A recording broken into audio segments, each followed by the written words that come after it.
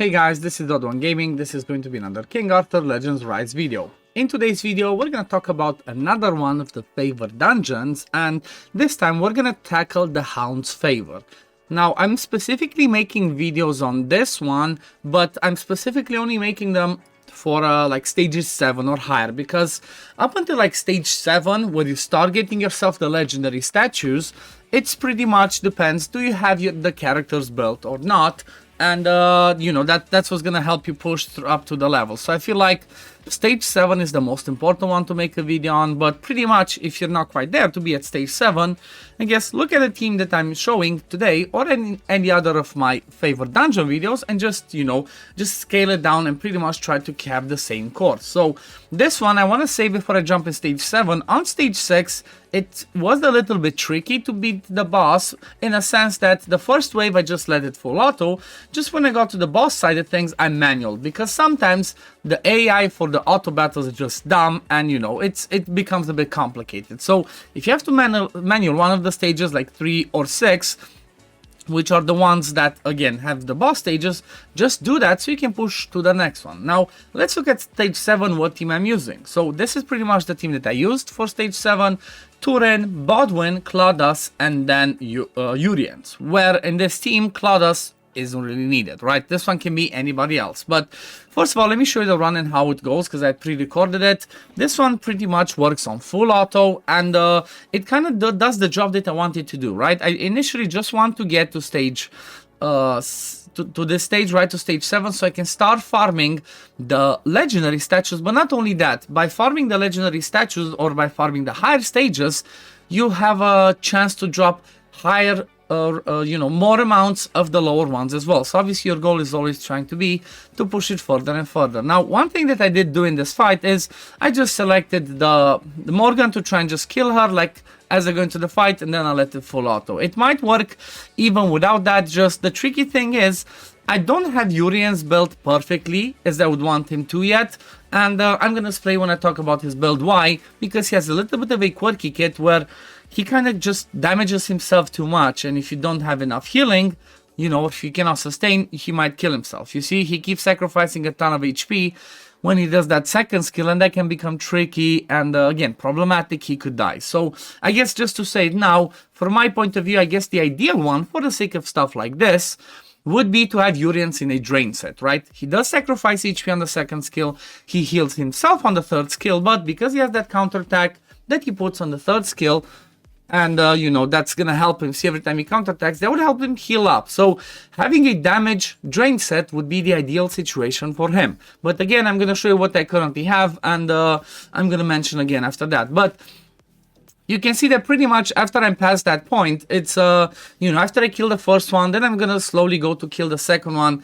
It's gonna be pretty easy. This team has a good balance because I do have somebody like a Bodwin that brings that protection, right? His third skill puts defense up on everybody, puts share damage. Then I do have Torin as the healer, and then the way that I have it here is I have Claus and Urian as my damage dealer. You don't necessarily need to have these exact ones. However, Urian is really powerful, and I 100% believe he's worth getting to 6-star because he can be used, especially if you have the Storm Relic as well. He can be used also in Aldri, in the Frozen Plain, because he does bring defense penalty on his first skill and his second skill. So, you know, that would be the ideal ones for him. But you can see this one pretty much straightforward. I'm slowly taking it down. Everybody is alive. Even if some people start dying, as long as, you know, my healer and tank, which they should survive because they're tanky, as long as they survive, we're good to go. Now, these are the total damage that you see we did. 53% Urian, 27% Claus, and then a little bit by Bodwin, which, yeah, funny enough, he does hit, and then obviously almost nothing from Torin.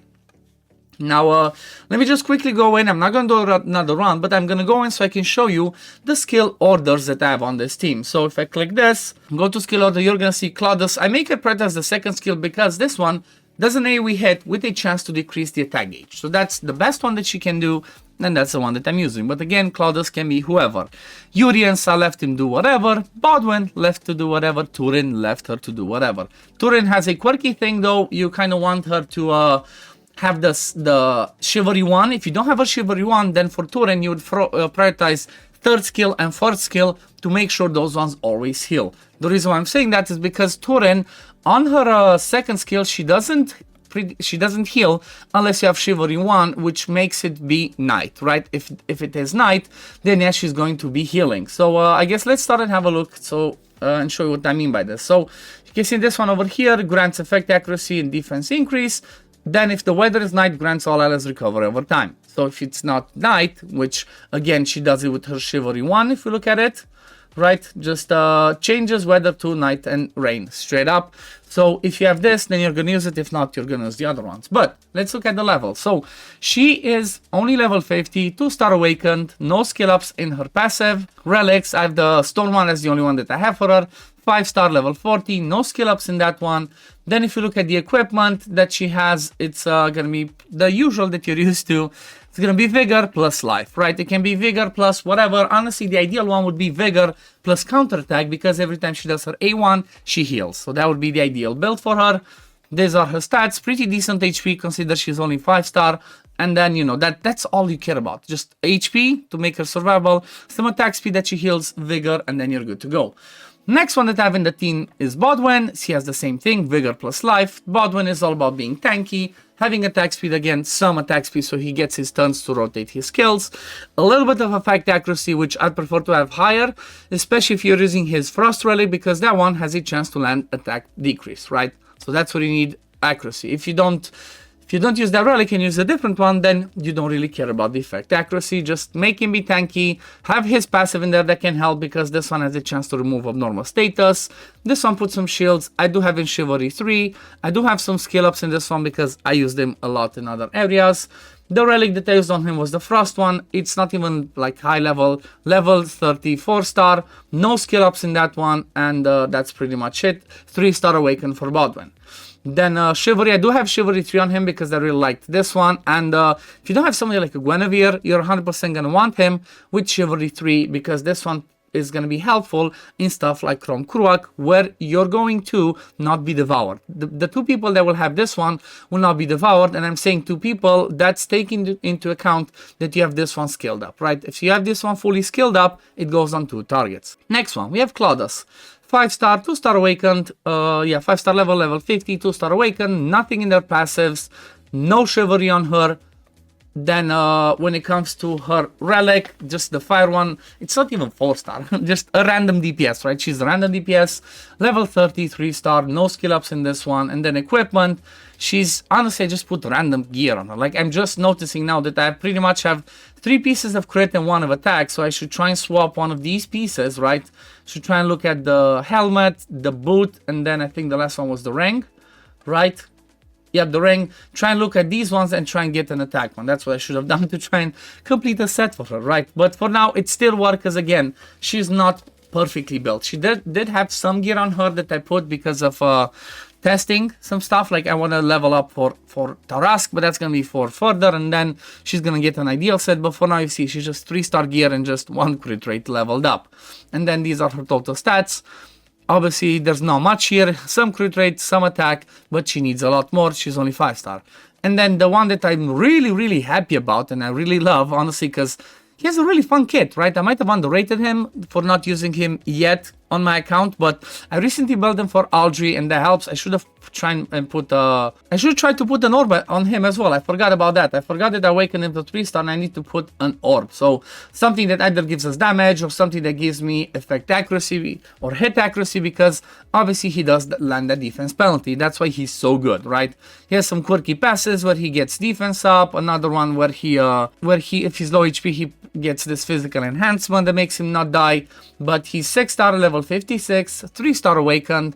Equipment, I went with accuracy and speed. However, as I mentioned earlier in the video, I do strongly believe that the ideal build for Urians would be a damage build in Drain, right? Because what Drain does is it gives you pretty much lifesteal, right? So this one, if you look, it says that 10% of the damage dealt is going to be converted into healing. So having him self-sustain would be amazing because of the way that his skill set looks. But let me show you his stats first. You can see low HP, low defense, decent attack, pretty high speed, effect accuracy. I didn't really build him for damage, I'm not gonna lie. I mostly built him to be fast, to land, to have the effect accuracy, to land his defense penalty from the first skill, and that's about it. This one over here, right, defense penalty over here. He has defense penalty on the second one, but the relic that he has is a 5-star, level 40, and this skill is the reason why I said Drain would be good for him.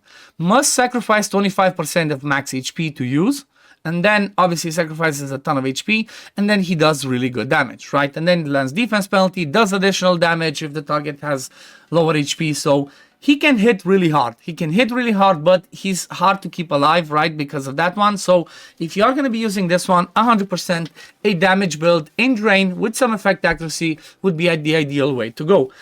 But yeah, that pretty much covers it for today, guys.